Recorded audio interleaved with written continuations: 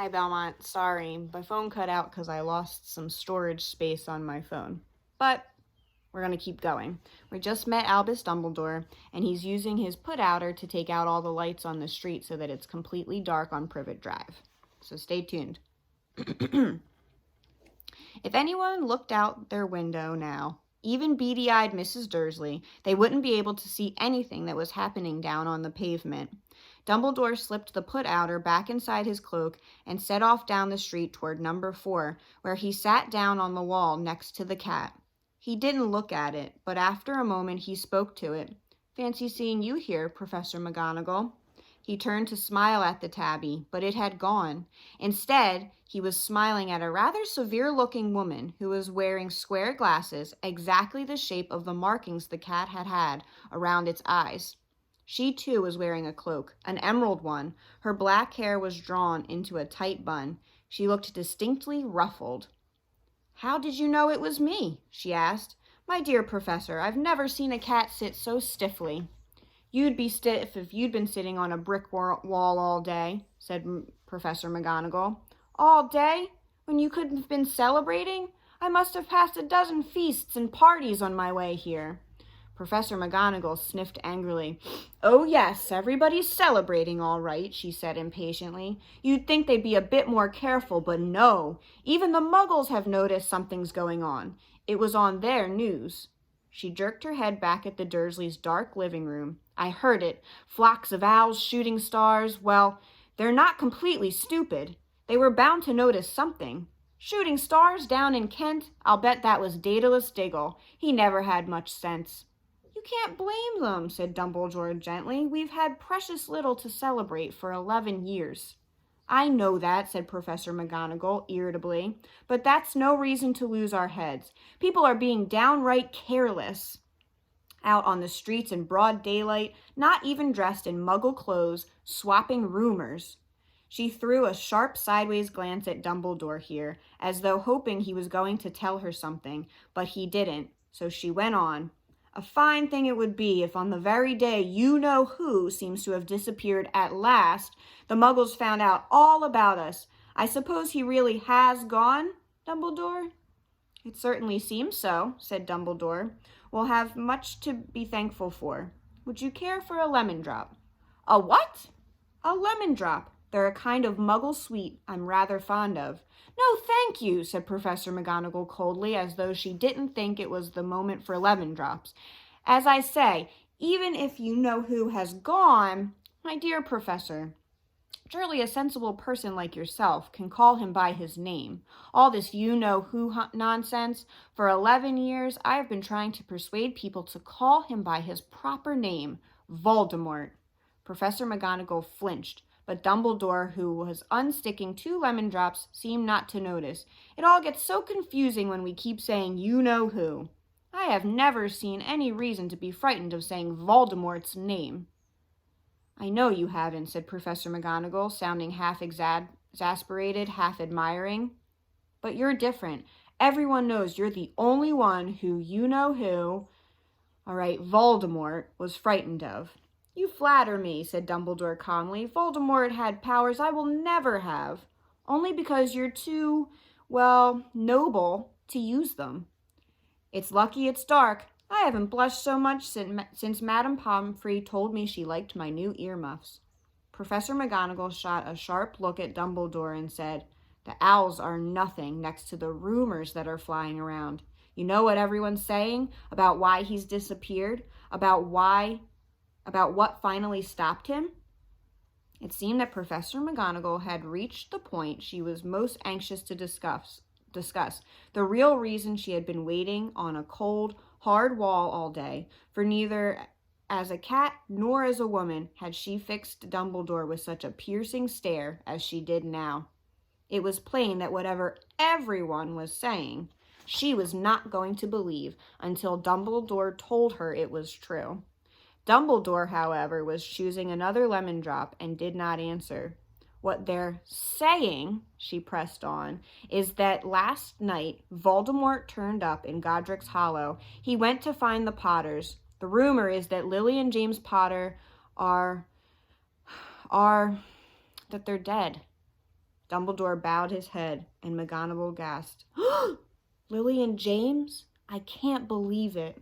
I didn't want to believe it. Oh, Albus. Dumbledore reached out and patted her on the shoulder. I know, he said heavily. Professor McGonagall's voice trembled as she went on. That's not all. They're saying he tried to kill the Potter's son, Harry, but he couldn't. He couldn't kill that little boy. No one knows why or how, but they're saying that when he couldn't kill Harry Potter, Voldemort's powers somehow broke, and that's why he's gone. Dumbledore nodded glumly. It's true? Faltered Professor McGonagall. After all he's done, all the people he's killed, he couldn't kill a little boy? It's just astounding. Of all the things to stop him. But how in the name of heaven did Harry survive? We can only guess, said Dumbledore. We may never know. Professor McGonagall pulled out a lace handkerchief and dabbed her eyes beneath her spectacles. Dumbledore gave a great sniff as he took a golden watch from his pocket and examined it. It was a very odd watch. It had 12 hands with no numbers. Instead, little planets were moving around the edge.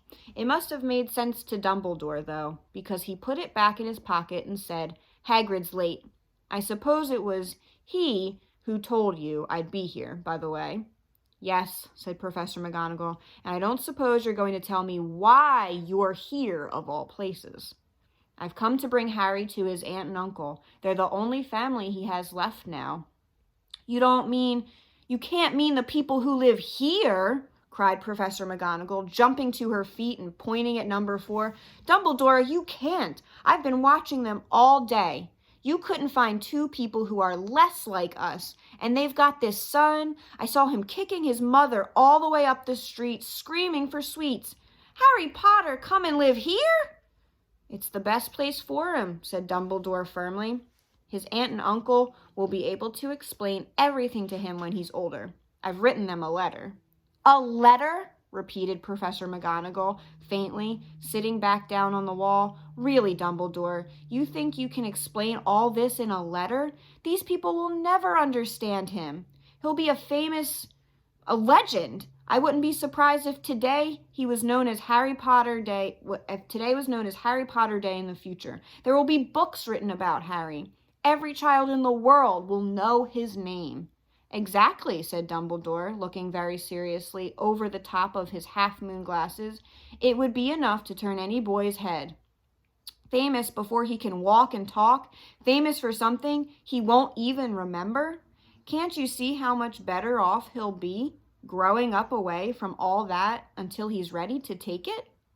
Professor McGonagall opened her mouth, changed her mind, swallowed, and then said, Yes, you're right, of course. But how is the boy getting here, Dumbledore? She eyed his cloak suddenly as though she thought he might be hiding Harry underneath it. Hagrid's bringing him. You think it wise to trust Hagrid with something as important as this? I would trust Hagrid with my life, said Dumbledore. I'm not saying his heart isn't in the right place, said Professor McGonagall grudgingly, but you can't pretend he's not careless. He does tend to... What was that? A loud rumbling sound had broken the silence around them. It grew steadily louder as they looked up and down the street for some sign of a headlight. It swelled to a roar as they both looked up in the sky, and a huge motorcycle fell out of the air and landed on the road in front of them. If the motorcycle was huge, it was nothing to the man sitting astride it. He was almost twice as tall as a normal man, and at least 5 times as wide. He looked simply too big to be allowed, and so wild. Long tangles of bushy black hair and beard hid most of his face. He had hands the size of trash can lids, and his feet in their leather boots were like baby dolphins. In his vast muscular arms, he was holding a bundle of blankets. Hagrid, said Dumbledore, sounding relieved. At last!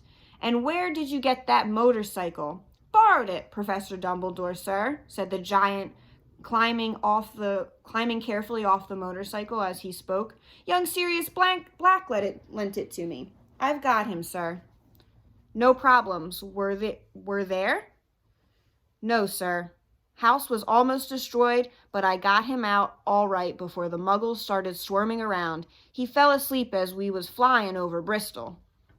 Dumbledore and Professor McGonagall bent forward over the bundle of blankets. Inside, just visible, was a baby boy, fast asleep. Under a tuft of jet black hair, over his forehead, they could see a curiously shaped cut, like a lightning bolt. Is that where? Whispered Professor McGonagall. Yes, said Dumbledore. He'll have that scar forever. Couldn't you do something about it, Dumbledore?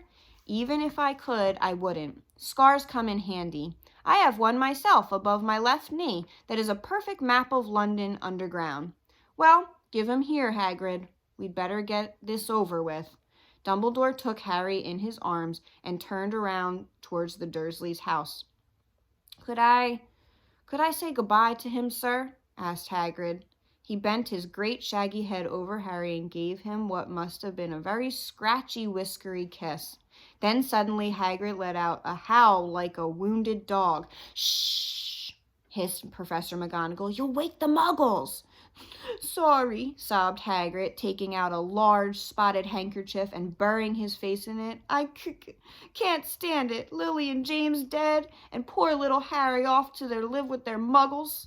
Yes, it's all very sad, but get a grip of yourself, Hagrid, or we'll be found, Professor McGonagall whispered, patting Hagrid gingerly on the arm as Dumbledore stepped over the low garden wall and walked to the front door. He laid Harry gently on the doorstep, took a letter out of his cloak, tucked it inside Harry's blankets, and then came back to the other two. For a full minute, the three of them stood and looked at the little bundle. Hagrid's shoulders shook. Professor McGonagall blinked furiously, and the twinkling light that usually shone from Dumbledore's eyes seemed to have gone out. Well, said Dumbledore finally, that's that. We've no business staying here. We may as well go and join the celebrations. Yeah, said Hagrid in a muffled voice. I'll be taking Sirius his bike back. Good night, Professor McGonagall. Professor Dumbledore, sir. Wiping his streaming eyes with his jacket sleeve, Hagrid swung himself onto the motorcycle and kicked the engine into life. With a roar, it rose into the air and off into the night. I shall see you soon, I expect, Professor McGonagall, said Dumbledore, nodding to her. Professor McGonagall blew her nose in reply. Dumbledore turned and walked back down the street. On the corner, he stopped and took out the silver put-outer. He clicked it once, and 12 balls of light sped back on their street lamps, so that Privet Drive glowed suddenly orange, and he could make out a tabby cat slinking around the corner at the other end of the street. He could just see the bundle of blankets on the step of number 4. Good luck, Harry, he murmured. He turned on his heel, and with a swish of his cloak, he was gone. A breeze ruffled the neat hedges of Privet Drive, which lay silent and tidy under the inky sky, the very last place you would expect astonishing things to happen. Harry Potter rolled over inside his blankets without waking up. One small hand closed on the letter beside him, and he slept on, not knowing he was special, not knowing he was famous, not knowing he would be woken in a few hours' time by Mrs. Dursley's scream as she opened the front door to put out the milk bottles, nor that he would spend the next few weeks being prodded and pinched by his cousin Dudley. He couldn't know that at that very moment, people meeting in secret all over the country were holding their glasses in hushed voices to Harry Potter, the boy who lived. So that concludes Chapter 1. Chapter 2, I will hopefully do in one video, and it's called The Vanishing Glass. And I'll try to get that for you as soon as possible. Thanks for listening to Chapter 1 of Harry Potter and the Sorcerer's Stone. Don't forget to subscribe to our YouTube channel, Belmont Students, and I'll see you later. Bye!